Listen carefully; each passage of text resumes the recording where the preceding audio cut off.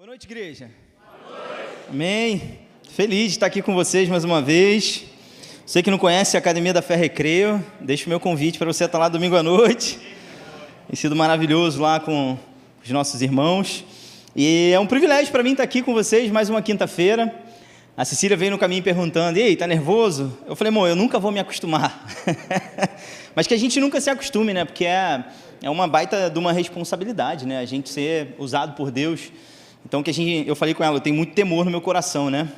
Sobre essa responsabilidade que está sobre a minha vida, né? E o que eu peço ao Espírito é que Ele abra os olhos do nosso coração nessa noite, traga a revelação que a gente precisa sobre um tema que é central para a Igreja de Cristo, né? Eu quero falar sobre real identidade. Eu creio que isso vem do céu, e o que Deus colocou no meu coração é para falar sobre a nossa real identidade, que é filho de Deus.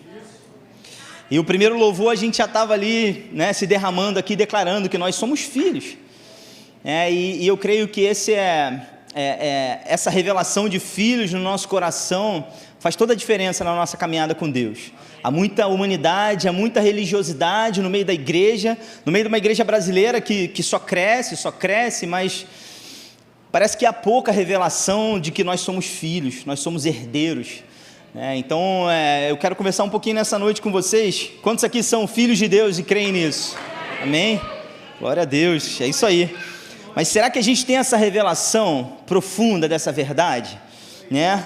Não vamos responder agora não. No final desse encontro a gente vai, né, orar, falar com Deus e se derramar diante dele. Eu tenho certeza que ele tem mais uma porção de revelação para a nossa vida a respeito disso. Amém? Eu tenho aprendido um pouquinho sobre filiação, né? Há uns domingos atrás eu preguei sobre paternidade lá no Recreio, e Deus foi mexendo no meu coração e falou: cara, eu quero trazer essa mesma perspectiva, só que de um ponto de vista de filhos, né? E não de pai. E é claro que, né, tá tudo ligado, né? Mas eu tenho aprendido muito sobre ser filho, através do meu filho, através de enxergar um pouco o comportamento dele dentro de casa. Meu filho está crescendo numa casa diante do poder de Deus, né? Ele tem visto eu e a Cecília, a gente se derramar diante dele, a gente se entregar para Deus, a gente viver uma vida que agrada o coração do Pai. Pelo menos é isso que a gente tem buscado, né? A gente não é melhor do que ninguém, mas a gente entendeu, né? A gente entendeu que não existe outro estilo de vida. Então, acaba que o Pedro, ele vai crescendo, né? Ele tem crescido numa família funcional, né, de certa forma, né? E aí eu fico pensando, olhando o comportamento dele, e eu não vejo ansiedade no meu filho. Meu filho acorda, ele sabe que tem lá o cafezinho da manhã dele, ele não dorme preocupado se a despensa está cheia, se a despensa está vazia, ele não acorda preocupado será que meu pai pagou a conta de luz e vai ter ar-condicionado para eu dormir. Meu filho não tem essa preocupação, né? Porque essa é a segurança de quem sabe que tem um pai dentro de casa, né, que cuida de tudo, né? E eu tô falando isso e parece ser, né, algo bom para a gente olhar essa relação de pai e filho, e a gente trazer uma perspectiva de, então eu posso me relacionar assim com meu pai que está no céu. Só que a realidade é que no mundo que a gente vive hoje, com um espírito muito órfão, a gente vive num país que existe muita orfandade. A gente sabe que não só órfãos de pais que realmente se foram, mas órfãos também de pais vivos. Uma mentalidade de família em que o pai ele se dedica quase que 90% ao trabalho, né? Esse mercado de trabalho que engole a gente, né? Que se a gente demole vai tomar todo o nosso tempo, e muitas vezes o pai ele tem a mentalidade de que ele só precisa prover, ele só precisa trazer comida para a mesa. E as pessoas, né, e os filhos, eles vão crescendo sentindo falta de algo do seu pai. Porque pai não é só provedor, pai dá direção, pai também é provedor, dá provisão, mas ele é direção, né? Ele indica o caminho para o seu filho, ele traz segurança, né? Isso através de um relacionamento de afeto, né, de pai e filho, como deve ser. E a verdade é que se a gente começar a trazer as nossas experiências humanas para a nossa relação com Deus, ela pode ser prejudicial. Isso muitas vezes tem acontecido no meio da igreja. A gente traz as nossas experiências, aquilo que a gente tem vivido, para o nosso relacionamento com Deus. E aí o que acontece é que fica um gap enorme, porque a gente não consegue reconhecer Deus como um pai. A gente não consegue se relacionar com Ele como um pai, a gente não consegue ter um coração vulnerável, a gente parece que está o tempo inteiro performando como igreja para alcançar algo que já é nosso.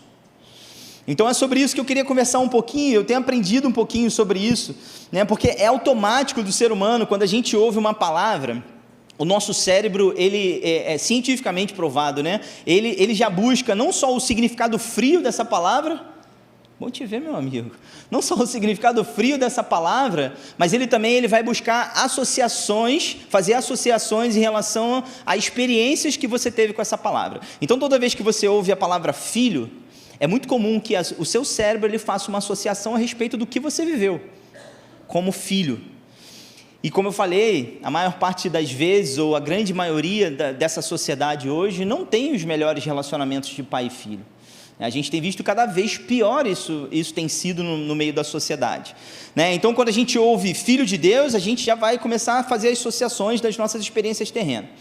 E aí essa estatística do mundo, né, mostra que é terrível a gente fazer essa associação e tentar trazer o que é terreno para a gente se relacionar com Deus. Isso nunca vai funcionar.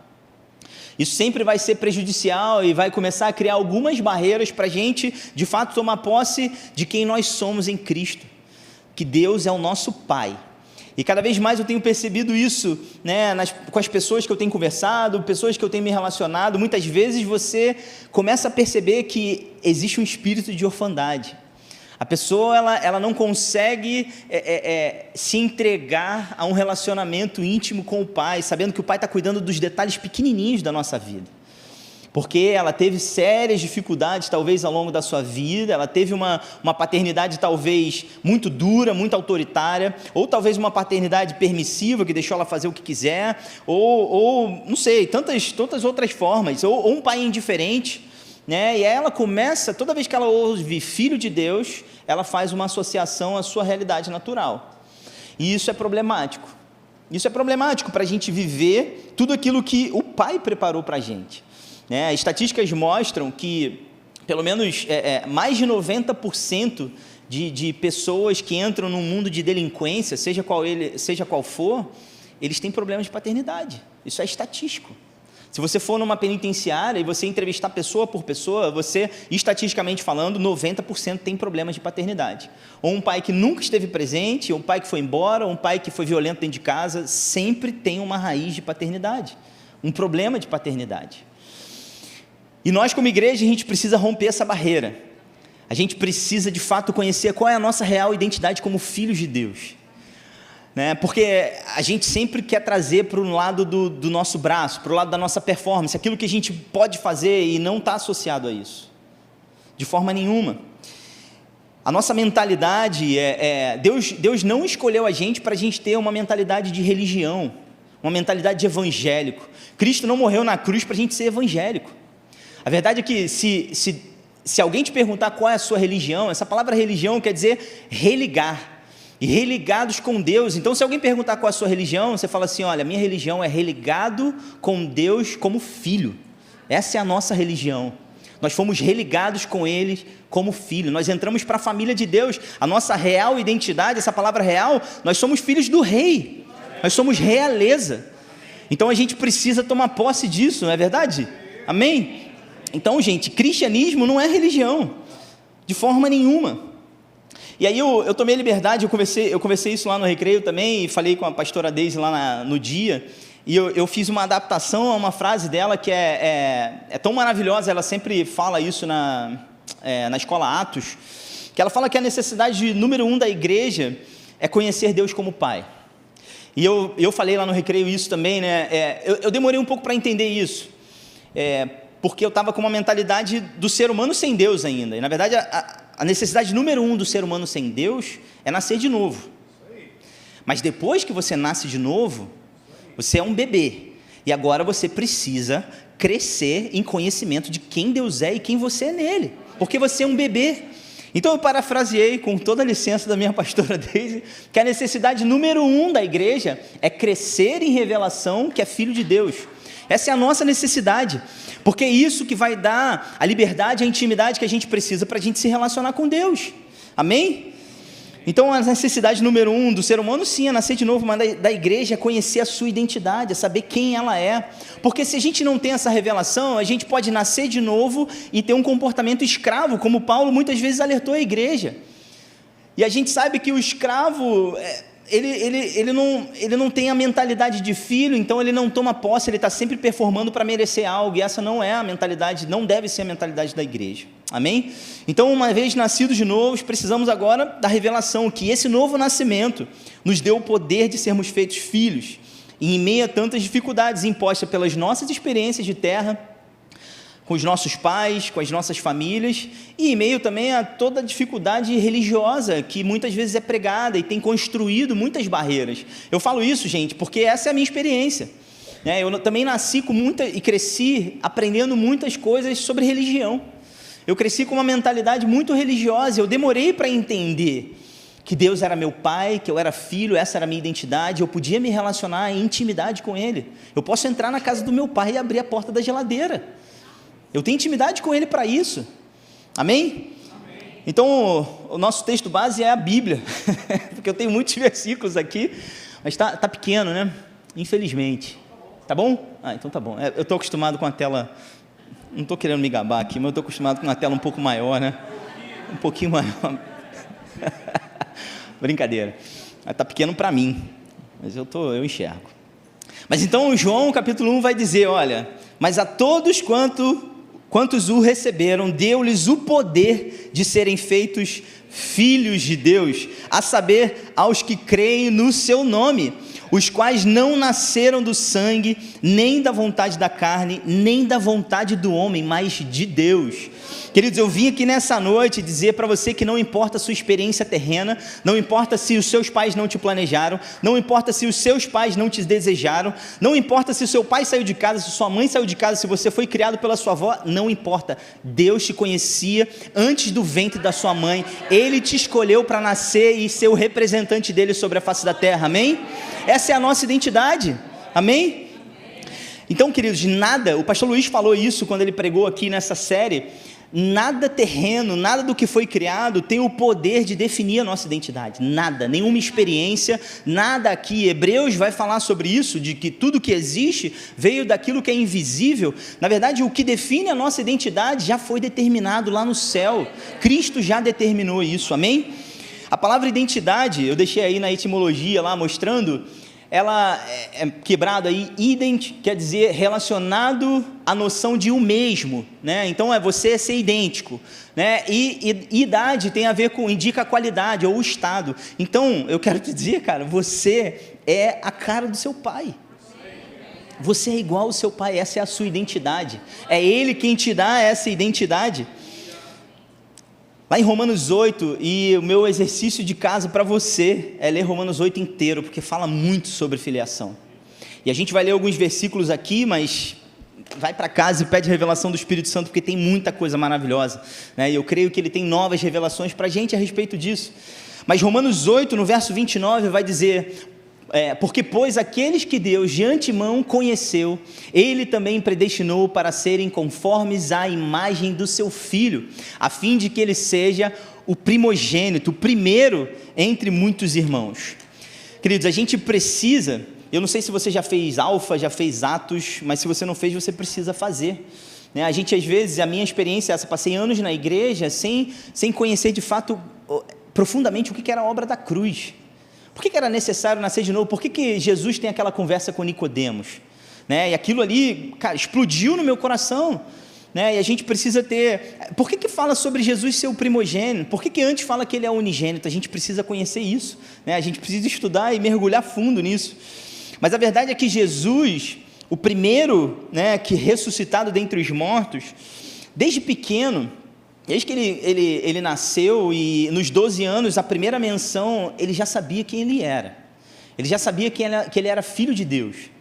Você lembra lá quando José e Maria, eles vão lá para o templo e tal, e Jesus está lá discutindo, eles vão embora, conversando lá com os doutores da lei, eles vão embora, e lá em Lucas 2,49, os pais voltam desesperados, 3 dias depois, se eu não me engano, e cadê Jesus? Ele estava lá discutindo, e aí Jesus dá uma resposta para ele e fala, cara, por que vocês estão me procurando? Não sabiam que eu tinha de estar na casa do meu pai? Ele já tinha noção desde pequeno de qual era a sua identidade, quem ele era filho. Amém? Então, por muitas vezes a gente vai ver nos evangelhos Jesus falando sobre, se referindo a Deus o tempo inteiro como seu pai. Então a gente vai ver João 5,19, ele falando, em verdade lhes digo que o filho nada pode fazer por si mesmo, senão somente aquilo que vê o pai fazer. Né? João 10,30, eu e o pai somos um. João 14,2, na casa do meu pai há muitas moradas. Então Jesus, ao longo da caminhada dele sobre a face da terra, ele sempre traz essa ideia, né, essa realidade dele de que ele era o Filho de Deus. E a verdade é que, até quando os discípulos eles vão pedir, como é que a gente vai orar para Deus? E ele vai falar, fala com ele, Pai nosso que estás no céu. Ele vai ensinar os seus discípulos a orar, e ensinar a nós que somos os discípulos dele hoje a orar Pai, porque ele já tinha um reino preparado para filhos. A obra da cruz do Calvário é formar uma grande família para Deus. Amém? Eu e você como família dele. Amém. Aleluia. Agora, essa mensagem de filho de Deus era tão escandalosa, principalmente para a religião, que foi justamente isso que fez o sumo sacerdote rasgar as suas roupas e falar, cara, crucifica esse cara, porque ele está falando que ele é filho de Deus. E a verdade é que uma mentalidade religiosa, ela nunca vai conseguir entender isso. A religião, ela nunca vai conseguir entender que através de um sacrifício da cruz, de nenhum merecimento seu, de nenhuma obra sua, apenas você crendo e confessando, você entra para a família de Deus e você se torna um filho. Então, queridos, eu quero te dizer que independente daquilo que você viveu até a sua conversão, independente do seu passado, você é aceito por Deus. Você é aceito como filho uma vez que você crê. Só um parêntese, ser aceito não quer dizer agradá-lo, tá bom? Só para a gente não confundir as coisas. Você é aceito, mas Ele te ama demais para te deixar do jeito que você está. Agora Ele quer trabalhar em você para que você se pareça cada vez mais com o Filho dele, amém? Então, legal. Só para a gente não parar num lugar aí e ficar num lugar bastante perigoso. Porque não é sobre performance, mas existe um coração de gratidão em resposta àquilo que Deus fez para a gente, amém? Glória a Deus. Então, chega um momento da caminhada de Jesus, e é o único momento que ele vai se referir, eu creio que é o único momento da Bíblia que ele vai se referir a Deus não como Pai. Lá em Mateus 27, depois de todas as vezes que ele se referir a Deus, ele falar a Deus como Pai, quando ele chega na cruz do Calvário, ele se refere a Deus não mais como Pai, ele fala, Deus meu, por que me desamparaste? E naquele momento, Jesus, ele estava recebendo todos os nossos pecados sobre ele. A natureza dele já era pecadora por causa dos nossos pecados sobre ele. E aí naquele momento ele já não se refere mais a Deus como Pai. Por quê? Porque Jesus morreu a minha e a sua morte, para que nós vivêssemos a vida dele como filhos. É sobre isso, queridos. A obra da cruz do Calvário é para estabelecer a nossa identidade de filhos nele, amém? Então Jesus chama Deus meu, quando ele se viu órfão, quando ele se viu sem essa ligação com o Pai direta, porque ele tinha tomado todos os pecados da humanidade sobre ele.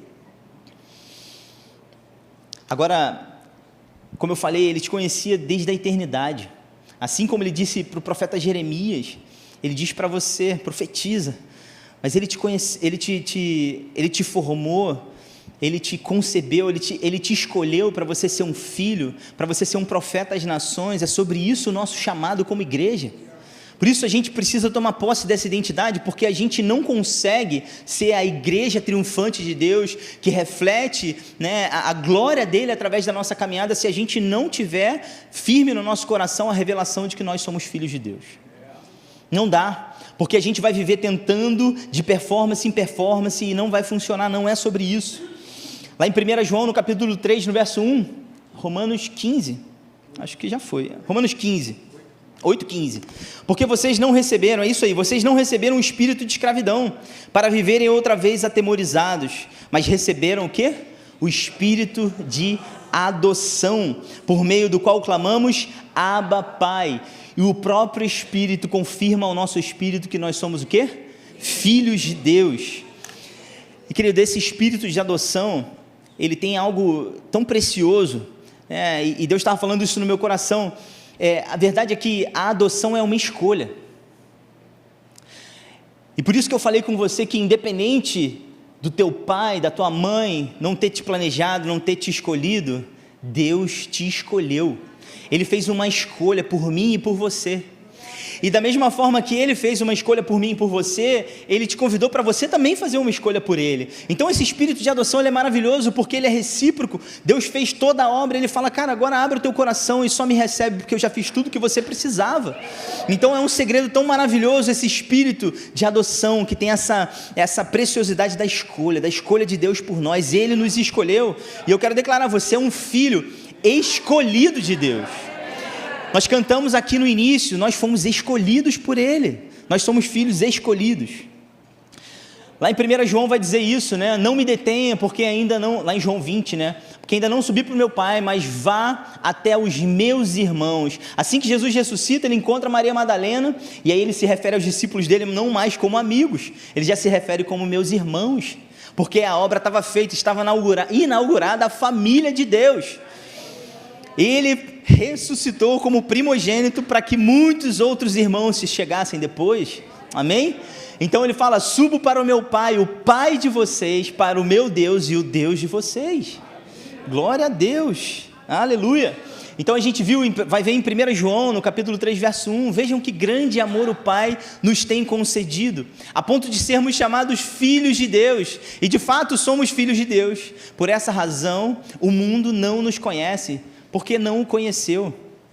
Na mentalidade do mundo, numa mentalidade de orfandade, se a gente olha para Jesus e para a caminhada dele, não tem uma performance você não vê Jesus esbanjando, você não vê Jesus com um carrão, você não vê, porque é isso que o mundo olha, o mundo está olhando do lado de fora. O pastor Luiz sempre prega isso, ele coloca, né? Toda vez que você olha Jesus na cruz todo arrebentado, parece que deu ruim, parece que deu errado. Mas é porque o mundo não consegue enxergar, porque é o Espírito quem revela isso. Precisa de uma revelação do Espírito dentro do nosso coração. Então, queridos, o que acontece dentro da igreja muitas vezes é que a gente, pelas nossas experiências, pela dificuldade de a gente acessar esse lugar de filhos, a gente tem muitas vezes aberto brechas e aberto oportunidades para o diabo enganar a gente, para o inferno enganar na nossa caminhada.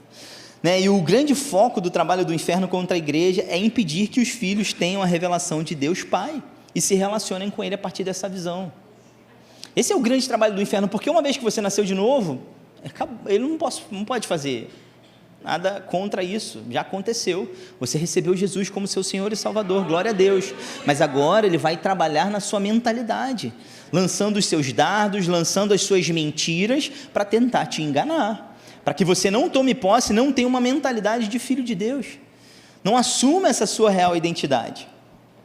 E esse é o grande foco do inferno. Eu não sei se você lembra lá em Atos 19, dos filhos de Seva, o sumo sacerdote, mas eles queriam expulsar os demônios e fazer as coisas lá, todas as maravilhas que estavam acontecendo em Atos, eles queriam fazer, eles falavam em nome de Jesus, mas eles não tinham nascido de novo, eles não tinham esse poder e essa autoridade neles, porque eles não eram filhos. E o que acontece?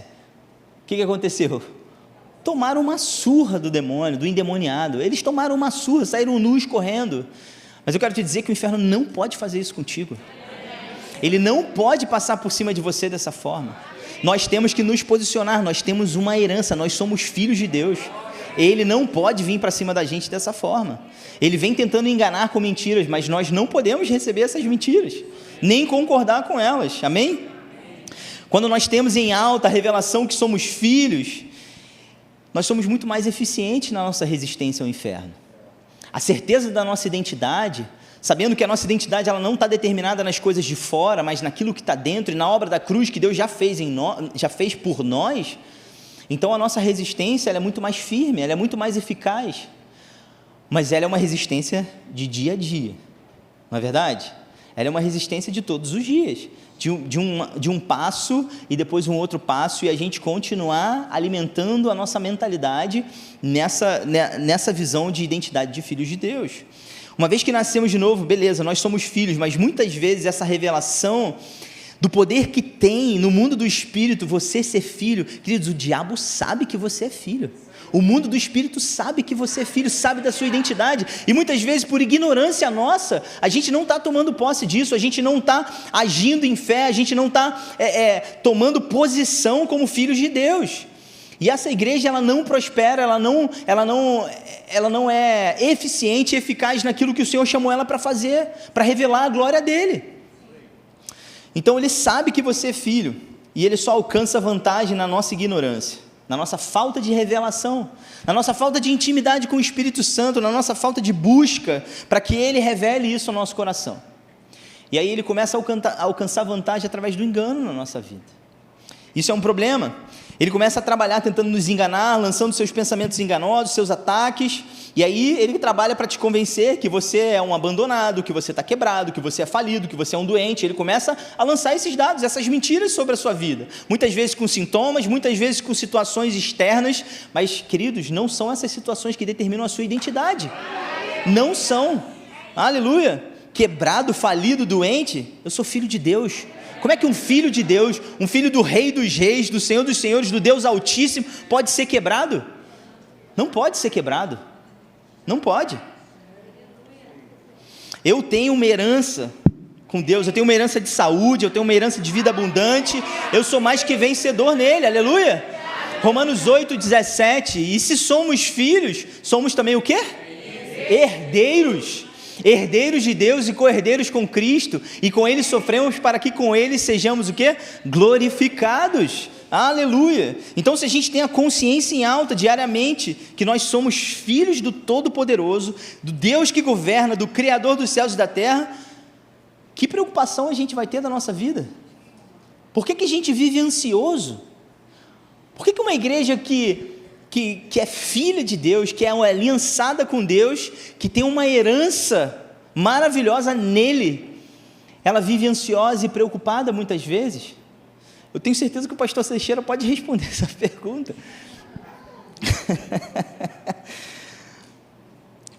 Por que a gente vai se preocupar com o nosso futuro? Eu tenho que olhar o comportamento do meu filho quando dorme, quando ele acorda, ele não está preocupado. Por isso que Deus fala, vocês têm que receber o reino como criança, nessa simplicidade, nessa entrega, nessa confiança. É sobre isso. Ao longo da nossa jornada, a gente precisa entrar numa revelação maior da nossa identidade de filhos, através do quê? Da renovação da nossa mente. Não é isso? Quanto mais entendemos a paternidade de Deus, vemos que temos muitos conceitos de orfandade que estão sendo expelidos da nossa mente e do nosso coração. Quanto mais revelação nós vamos tendo que nós somos filhos, então mais para fora a gente vai colocando sentimentos e pensamentos que não estão em linha com isso, não estão em linha com a palavra. Amém?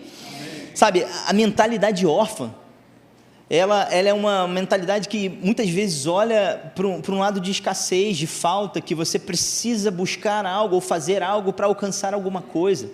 Geralmente essa é uma mentalidade de alguém que tem falta, mas a verdade é que nós não temos falta de nada. A palavra diz, o Senhor é o meu pastor, e se Ele não me falta, nada me falta. Eu tenho Ele. Ele é tudo que a gente precisa. E a verdade é que Jesus, nos ensinamentos dele, na vida dele, ele vem nos ensinar isso. Ele vem nos ensinar que a partir do momento que nós nascemos de novo, não falta mais nada. Não há falta de nada. Então a gente não precisa andar numa mentalidade órfã de que vai faltar alguma coisa, de que eu preciso performar, que eu tenho que me preocupar. Eu preciso primeiramente confiar no meu Deus, que é meu Pai. Eu sou filho dele, ele está cuidando de mim. Amém? Então, gente, a solução bíblica para a ansiedade é a revelação que eu sou filho do Deus Altíssimo. Essa é a solução para a ansiedade. A gente precisa de mais revelação disso para a gente não andar mais ansioso. Você lembra do texto de Mateus 6? Jesus falando, por que vocês estão preocupados com a vida de vocês? De 25 a 34, ele vai falar, não se preocupem com a vida de vocês. Não há vida mais do que o alimento, e por várias vezes ele vai falar, olha, no entanto, o Pai de vocês que está nos céus sustenta as aves, sustenta os lírios, então não vai sustentar vocês, cara, que são muito mais preciosos. E ele vai sempre referir ao Pai de vocês. No verso 32 ele vai dizer, o Pai de vocês que está no céu, sabe que vocês precisam de todas elas. Ele está cuidando da gente, né? A gente estava viajando e vendo os pássaros, né? Vendo toda aquela maravilha. A gente foi conhecer um pouco do cerrado ali, do centro-oeste, e a gente viu aquelas maravilhas, e muitas vezes a gente olha para os pássaros, e a gente tem uma mentalidade de que ele está correndo atrás da vida dele, buscando, e é claro que existe isso na cadeia alimentar, mas a palavra diz que Deus cuida de cada um desses seres. Ele cuida. A gente precisa abrir os nossos olhos espirituais e enxergar que existe um cuidado de Deus. O passarinho lá estava cantando lá, super preocupado com o que ele ia comer depois. Meu Deus do céu. Por várias vezes. Então esse é o lugar. Jesus nos convida a receber esse reino dele, a entrar nesse reino dele como filhos, com confiança. Nós somos filhos dele. Amém? Agora, quando a gente não tem essa revelação e a nossa mente não é renovada nessa verdade, quando não temos uma relação, um relacionamento íntimo com o Espírito Santo, porque é Ele quem traz essa revelação ao nosso coração, a gente começa a acreditar que a religião, a presença em culto, a performance, ela vai trazer algo para a gente que já é nosso. E a gente fica gastando energia em coisas que a gente não precisa gastar. Essa mentalidade órfã, ela é muito preocupante, é muito difícil, porque a gente pode passar a vida sem acessar toda a herança que Deus preparou para cada um de nós como filhos. Vocês lembram da parábola do filho pródigo? A parábola do filho pródigo, ela não fala sobre um filho com a mentalidade órfã, mas 2 filhos com uma mentalidade órfã. Porque o primeiro, depois que ele volta, ele fala com o pai dele, pai, deixa eu ser o seu servo. Ele não entendeu nada. Jesus estava explicando isso através de uma parábola, na simplicidade do evangelho. Mas ele fala, pai, deixa eu ser seu servo. E o pai faz o quê? Pula no cangote dele, dá aquele beijão, coloca um anel no dedo, mata um bezerro e dá uma festa. E o que acontece com o filho mais velho? Mentalidade órfã. Ele fala para o pai dele, pai, eu te servi ao longo desses anos todos, eu cumpri todos os mandamentos, você não matou um cabrito para mim? E lá em Lucas 15, no verso 31, o pai dele fala para ele assim, meu filho, você está sempre comigo, tudo que eu tenho é teu. É isso que Deus está falando para mim e para você. A gente não precisa ficar correndo atrás de migalhas, porque tudo já pertence a nós já estamos no reino de Deus. Nós precisamos nos posicionar nesse lugar de filhos, essa certeza dessa nossa identidade, amém? E queridos, com essa revelação e com essa mentalidade em alta de que nós somos filhos, nós somos uma ameaça para o inferno. Nós somos uma ameaça, nós somos perigosos demais para eles. Os demônios ficam malucos com uma igreja que sabe quem é, uma igreja que sabe que é filha de Deus, que tem uma herança. Amém? Com essa revelação a gente é uma ameaça. João 14:12, Jesus vai falar, em verdade eu lhes digo que aquele que crê em mim fará também as obras que eu faço e outras maiores fará, porque eu vou junto para o Pai. Jesus, ele inaugura esse tempo de filhos de Deus, o ressuscitado, o unigênito que se tornou o primogênito, para que nós pudéssemos nos tornar filhos e tomar posse dessa herança e agora trabalhar no negócio do nosso Pai, no reino dele. Foi para isso que ele nos chamou, mas com a mentalidade certa, senão a gente vai estar gastando energia com coisas que a gente não precisa fazer. Sabe, não adianta a gente conhecer a Deus como Senhor apenas, né? Não adianta a gente ser um servo maduro. Não é só sobre isso, nós somos filhos, nós somos servos também, mas a nossa identidade como filhos, nós servimos a Ele. É diferente quando você está numa empresa e você está servindo alguém ali, você está servindo o seu patrão, você está servindo esse negócio. Agora, quando a empresa é do teu pai, aquela empresa é tua, a tua mentalidade é completamente outra, tudo ali é teu. Você está entendendo? Está dando para entender isso?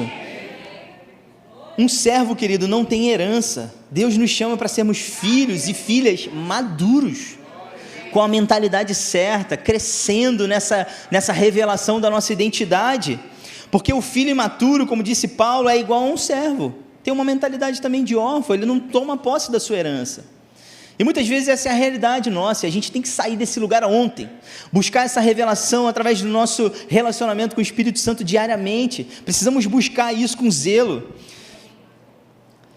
Sabe, se somos filhos maduros, ou seja, se temos essa consciência da nossa real identidade, ninguém segura, queridos. Ninguém segura. Por quê? Porque se você olhar se eu olho para a minha vida, e eu começo a olhar o meu passado, né, e antes de começar numa crescente de revelação de quem eu era, de quem eu sou, de quem Deus é, eu via o quanto eu gastava a minha vida tentando construir algo, tentando, numa mentalidade de que eu precisava construir alguma coisa do lado de fora, mas não era sobre isso. A verdade é que tudo do lado de fora precisa ser um reflexo daquilo que está sendo construído do lado de dentro. O reino de Deus, ele já está dentro de nós, ele precisa agora ir para fora. Ir para fora, para a internet. Você está entendendo? Aleluia. Então, gente, bora, o reino é do nosso Pai. A gente trabalha em cooperação com Ele para que mais e mais filhos sejam adotados com esse espírito de adoção. Essa é a minha e tua missão, uma vez que nós nascemos nessa família.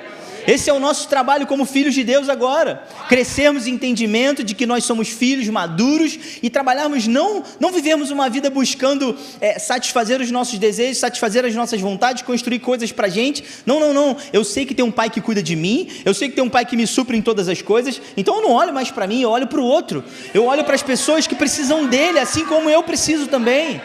É muito diferente essa perspectiva, é completamente diferente.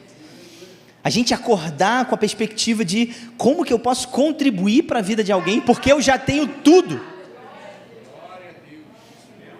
Senão a gente gasta a vida pedindo a Deus, Deus me dá isso, Deus me dá aquilo, Deus faz isso para mim. Não tem nada de errado a gente querer coisas, a gente buscar coisas, mas esse não pode ser o foco da nossa vida, porque Deus já nos deu tudo que a gente precisa. Amém? Então, gente, essa é a nossa chamada como filhos maduros. Trazermos mais filhos para dentro do reino do nosso Pai, amém? E é isso que diz lá em Romanos 8, também, Romanos 8 no verso 19, toda a criação espera com expectativa que os filhos, esses filhos ruins, filhos maduros, os filhos de Deus sejam revelados, pois toda a criação foi submetida à inutilidade, não pela sua própria vontade, mas por causa da vontade daquele que a sujeitou. No verso 21, na esperança de que a própria criação seja libertada da escravidão, da decadência em que se encontra e participe da gloriosa liberdade que os filhos de Deus já desfrutam. Esse texto está ali, Nova Almeida atualizada, mas na verdade é a Nova Bíblia Viva essa versão. É maravilhosa porque a esperança do mundo é a revelação dos filhos maduros de Deus, é a glória de Deus sendo manifesta através da nossa vida, através do nosso estilo de vida, do nosso comportamento. Agora, se eu sou nascido de novo, mas eu não tenho a consciência, a mentalidade de que eu sou um filho, eu acabo vivendo como todo mundo, eu acabo tendo um comportamento como todo mundo, reclamando daquilo que está faltando, olhando para o copo que está pela metade, falando, está faltando um pouco aqui. A gente não tem a capacidade de olhar que ele está quase cheio, e agora está mais vazio. Então a esperança do mundo é uma igreja que sabe quem é, que tem a consciência da sua identidade real, de realeza, de filhos do rei, e que revela a glória de Deus através do seu estilo de vida. É isso que a palavra nos diz, Lucas 6,35, vocês, porém, amem os seus inimigos, façam o bem e emprestem, sem esperar nada em troca, vocês terão uma grande recompensa e serão filhos do Altíssimo, pois Ele é bondoso até para os ingratos e maus. É o nosso comportamento que prova quem nós somos, é a nossa real identidade, é o nosso estilo de vida. Quem faz isso em sã consciência, queridos, como ser humano? Quem faz isso? Você não é daquele que empresta e fica cobrando todo dia? Sim, empresta. Não estou falando que você tem que ficar saindo emprestando dinheiro, não, mas o Espírito Santo te dá discernimento também para isso, amém? Ame os seus inimigos, façam o bem sem esperar nada em troca. Qualquer tipo de relacionamento do ser humano hoje é sempre a base de troca, é sempre a base de troca. Você sempre se relaciona com alguém do ponto de vista humano esperando algo em troca. É por isso que quando não tem algo em troca os casamentos acabam, os relacionamentos quebram. Por quê? Porque a sua expectativa está no outro e não no que você pode dar para o outro. Jesus não chamou a gente para isso. Esse não é o estilo de relacionamento que Deus nos chama para viver com as pessoas. Primeiro dentro da nossa casa e depois com os demais, amém? Mateus 5 também vai dizer, né, eu porém lhes digo, amem os seus inimigos, também falando, né, o Mateus narrando essa mesma passagem, dizendo no verso 45, para demonstrarem que são filhos do Pai de vocês que está nos céus. Né, ele fala no 44, né, eu porém lhes digo, amem os seus inimigos e orem pelos que perseguem vocês. E aí? A gente tem feito isso? Por quê? Porque é isso que a gente demonstra que a gente é filho de Deus, queridos. Somente um filho que sabe quem é manifesta o caráter e a natureza do Pai. Somente um filho que sabe quem é tem essa capacidade de revelar, de manifestar o caráter e a natureza do Pai. E tem algo maravilhoso, porque o Pai deixou o Espírito dele dentro de você para te mover nisso, para ser um só com ele em espírito. Mas isso é discernido em espírito, então nós precisamos exercer o nosso homem interior, o nosso ser espiritual, a gente precisa estar vivo, amém? Por isso, o louvor pode subir, já estou acabando. Então, queridos, por isso, a esperança do mundo é a revelação dos filhos de Deus, mas é dos filhos que revelam o caráter e a natureza do Pai nos seus comportamentos, no seu estilo de vida. Não é sobre uma religião, não é sobre sermos evangélicos e estarmos dentro de uma igreja. É muito mais do que isso, na verdade é quando a gente sai daqui. E aí, como é que é o nosso comportamento quando a gente sai daqui? É glória a Deus e aleluia também? Será que é assim que a gente lida com as pessoas que trabalham ao nosso redor? Com as pessoas, com o nosso porteiro, com os nossos vizinhos? Será que quando pisa no seu calo, quando batem no seu carro, e aí você parte para cima, para brigar pelos seus direitos, para brigar por tudo, para querer combater tudo isso? Ou você estende uma mão de misericórdia, vocês conversam, você abraça, você estende graça para essa pessoa? Na mentalidade de filho, desse filho que tem tudo, a nossa real identidade, a gente anda em liberdade com as pessoas, a gente não tem coração preso com ninguém está devendo nada para você, queridos, não tem ninguém devendo nada para você. A sua expectativa está no autor e consumador da sua fé. Nele a gente pode colocar toda a nossa expectativa e toda a nossa esperança. Essa é a nossa caminhada, Deus nos chamou para isso. Eu queria que você ficasse de pé e que a gente louvasse essa música. A primeira? É. E eu orei pedindo ao Espírito Santo que trouxesse essa revelação ao nosso coração. Nós somos filhos, filhos amados. Acabou. Nós somos filhos amados de Deus, essa é a nossa real e verdadeira identidade, amém? Aleluia.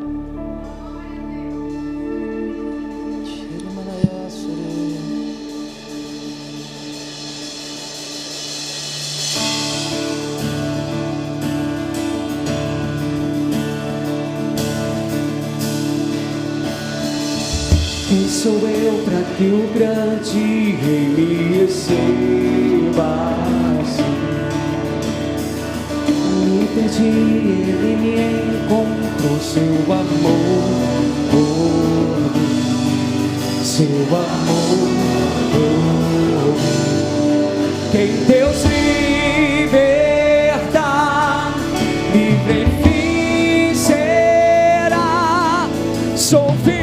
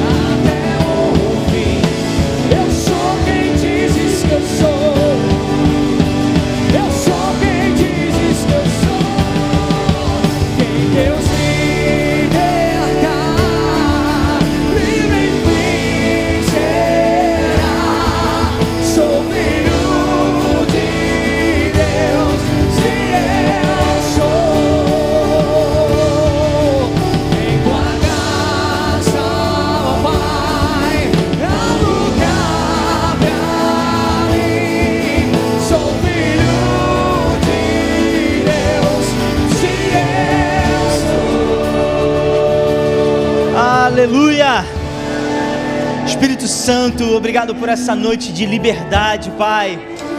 Eu quero pedir por cada um aqui, Deus. Eu quero declarar uma nova porção da sua revelação de filhos de Deus para o coração dos meus irmãos, Pai. Deus, essa mentalidade de filhos, Deus, faz com que a gente possa caminhar crendo e sabendo que nada nos faltará, Senhor.